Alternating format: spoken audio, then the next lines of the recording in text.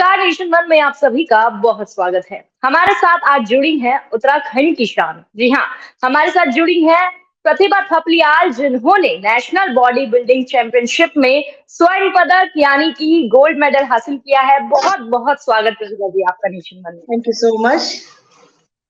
प्रतिभा जी, सबसे पहले जानेंगे कि वो जो आपकी भावना थी जिस वक्त आपको गोल्ड मेडल मिल रहा था, वो भावना कैसी थी? कितनी ओवरवेलमिंग सिचुएशन थी आपके लिए?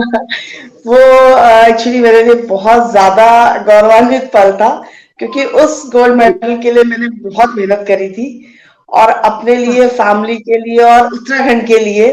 वो बहुत मेरे लिए, मतलब मैं बयान नहीं कर सकती हूँ कि वो मुझे कितना प्राउड फील करा रहा था वो मोमेंट। जी। प्रतिभा जी, इसी के साथ जो आपकी जर्नी रही है, एक आप मदर हैं, एक वाइफ हैं, उसके बाद अब आप एक एक शख्सियत बन चुकी हैं, तो वो जर्नी के बारे में थोड़ा जनता को बताएं, दर्शकों को बताएं और विस्तार में बताएं। जर्नी तो एक्चुअली मैं मैरिड हूँ और मेरे फैमिली है। हस्बैंड है, उस फैमिली में दो बच्चे हैं। बड़ा बेटा मेरा 17 इयर्स का है, छोटा मेरा 15 इयर्स का है। जब दोनों बच्चे हम्म, मेरे हो गए तो मुझे थायराइड हो गया था, और जी थायराइड बहुत हाई लेवल में हो गया था। मतलब 50 डायग्नोज हुआ था, जो 5 होना चाहिए। मैंने वेट जी गेन कर लिया था बहुत, 85 केजी के आसपास। और जब मैं डॉक्टर के जी पास गई और थायराइड डायग्नोज हुआ, तो डॉक्टर ने बोला, भाई ये अब आपको बहुत दिक्कत करेगा। आप अपने शेड्यूल में वर्कआउट लाइए, कोई कुछ ना कुछ एक्सरसाइज लाइए, योगा कीजिए, जिम कीजिए, मतलब कुछ ना कुछ आप एक अपना रूटीन बनाइए, नहीं तो ये आपको आगे बहुत जी दिक्कत करेगा। क्योंकि थायराइड की वजह से मेरा बीपी बहुत लो रहने लग गया था, और मोटापा तो हो ही रहा था, जो मेरे को बोन्स में भी दिक्कत कर रहा था। मेरे नीज में पेन होने लग गया था। तो वहीं फिर हम्म हमने डिसाइड किया कि भाई अब जिम जाया जाए। तो वहीं हम हम्म दोनों हस्बैंड वाइफ जिम गए। जिम जाके बहुत हम्म मुश्किल नहीं था वेट कम करना, अपने आप को एक रूटीन में लाना, क्योंकि मैं शुरू से ही एथलीट रही हूँ। मैं पहले वॉलीबॉल प्लेयर थी कॉलेज हाँ, टाइम में, और मैंने एज अ जी कैप्टन उत्तराखंड रिप्रेजेंट करा हुआ है वॉलीबॉल में। और हम्म क्रिकेट भी मैं खेलती थी, मैंने 4 ऑल इंडिया क्रिकेट के खेले हुए हैं।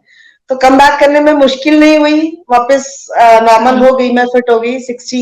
61 केजी वापस वेट आ गया, मैं ठीक भी हो गई, नॉर्मल भी हो गई, थायराइड भी कंट्रोल हो गया।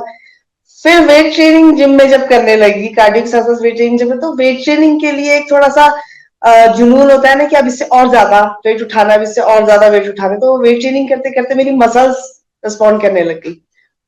मसल जी जब रिस्पॉन्ड करने लगी तो बाइसेप्स तैयार हो गए, ट्राइसेप्स तैयार हो गए।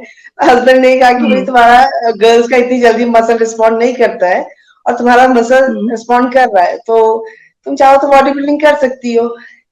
बस ये जर्नी यहीं से स्टार्ट हुई कि बॉडी बिल्डिंग करनी है, कुछ अलग हटके अपनी पहचान बनानी है। उत्तराखंड से कोई बॉडी बिल्डर नहीं थी गर्ल्स में, तो यही हम्म था कि एक भीड़ से हटके इसमें कुछ करना है और अपना एक नई पहचान अपने आप को देनी है।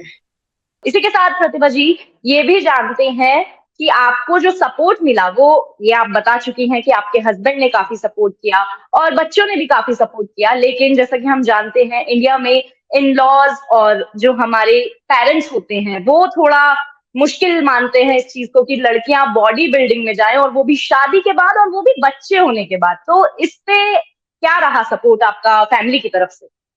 देखिए, पेरेंट्स की मैं बात करूं तो अभी मेरे भी मदर फादर नहीं रहे हैं, लेकिन मेरे पापा और मेरी मम्मा, मतलब उनको जब मैं कॉलेज टाइम में भी खेलती थी, तो वो बहुत प्राउड फील करते थे कि हमारी बेटी खेलती है, और नेशनल, हम्म मतलब नॉर्थ जोन और नेशनल लेवल पे खेलती है। और ससुराल से बात करूं तो मेरे इन-लॉज नहीं है, मैंने देखे भी नहीं है, लेकिन मैंने सुना है कि अगर वो होते तो बहुत ब्रॉड माइंडेड थे और हम्म बहुत अच्छे थे। क्योंकि हस्बैंड तो और अपने सिस्टर इन लॉज को देखती हूँ मैं, तो लगता है कि हाँ वो रहे हम्म होंगे। तो बाकी ऐसा सिस्टर इन लॉज की तरफ से या मेरे मेरे अपने मायके की तरफ से मुझे ऐसा कोई किसी ने कुछ कहा नहीं, सपोर्ट ही किया कि हाँ जो भी कर रही हो करो, अच्छा सपोर्ट करो। मिला जी। जब आप लोग स्टेज पर थे और आप अपनी अपनी परफॉर्मेंस कर रही थी, वहां तमाम महिलाएं थी, सभी वहां हम्म। मौजूद थे और सभी वहां पर बॉडी बिल्डिंग के लिए ही आए थे। लेकिन ऐसे में एक सवाल उठ रहा है उसी स्टेज से कि वहां पर भगवान हनुमान की भी मूर्ति थी। तो उसके सामने महिलाओं का जो प्रदर्शन रहा है, उसको लेकर ये अब एक पॉलिटिकल मुद्दा भी बन चुका है कि क्या ये ठीक था कि भगवान हनुमान के सामने महिलाएं प्रदर्शन कर रही हैं और टू पीस में है, तो उस पर आपकी विशेष टिप्पणी? देखिए, पहले तो मैं एक चीज कहना चाहूंगी कि भगवान भगवान है। भगवान के लिए कोई औरत नहीं है, कोई आदमी नहीं है, कोई बच्चा नहीं है। वो हमारे लिए भगवान है, हम उनके लिए बच्चे हैं। दूसरी चीज ये कि जो भी पावर गेम होते हैं, बॉडी बिल्डिंग, कुश्ती, तो हमारे तो पूजनीय हम्म। ही हनुमान जी हैं, बजरंग बली है। आप कब कहीं भी किसी भी जिम में जाएंगे तो आप देखेंगे सबसे पहले बजरंग बली जी की मूर्ति होगी।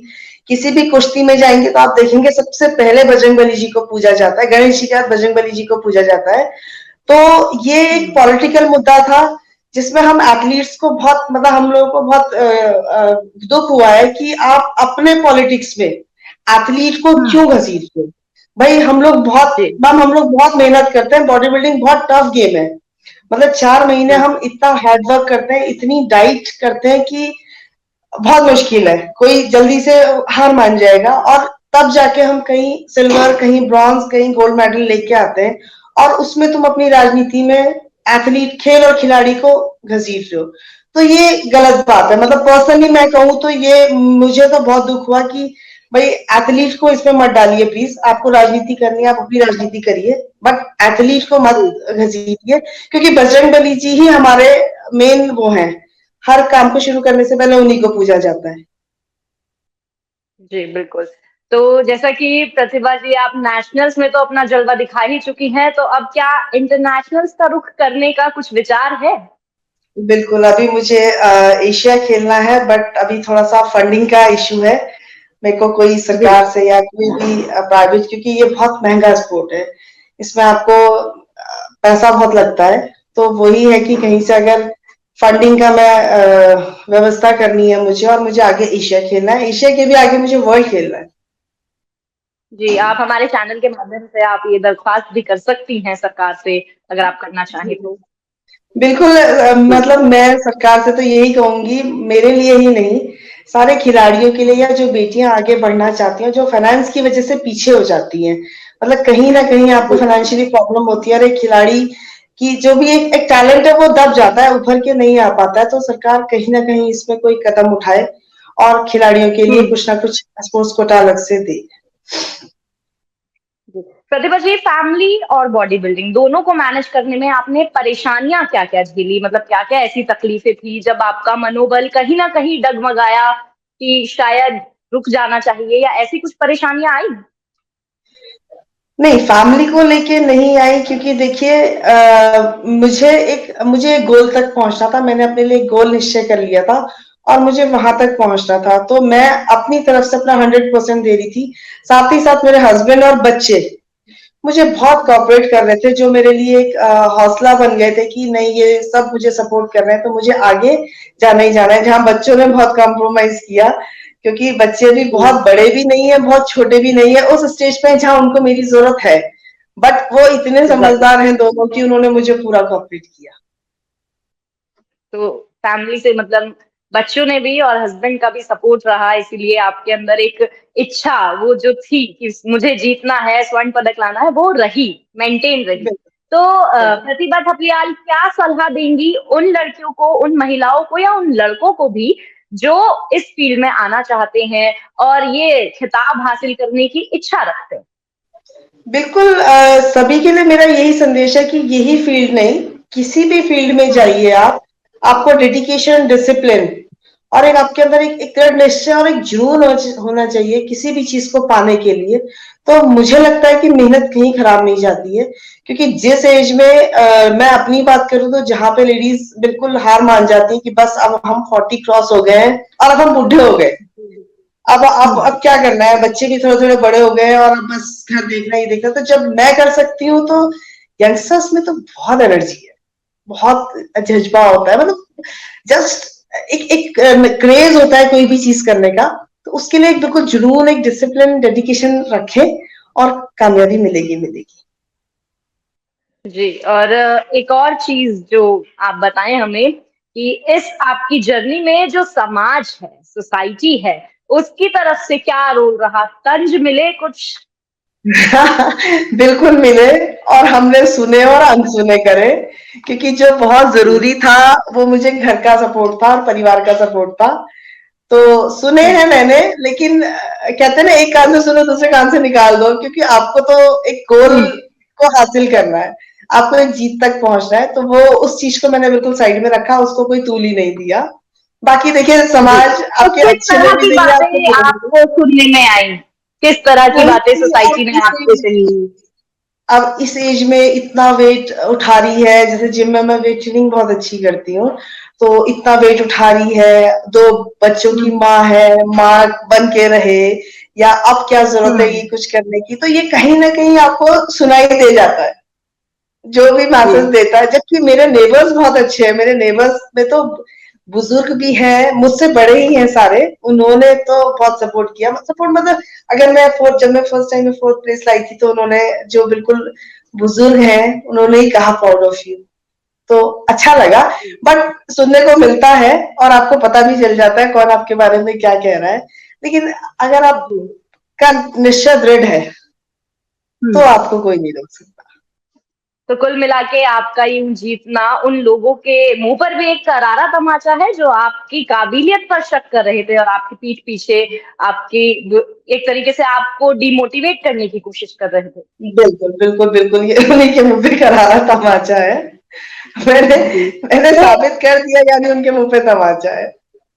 जी, बिल्कुल, बिल्कुल। तो ये जो इंस्पिरेशन थी बॉडी बिल्डिंग की, ये आपको किससे मिली?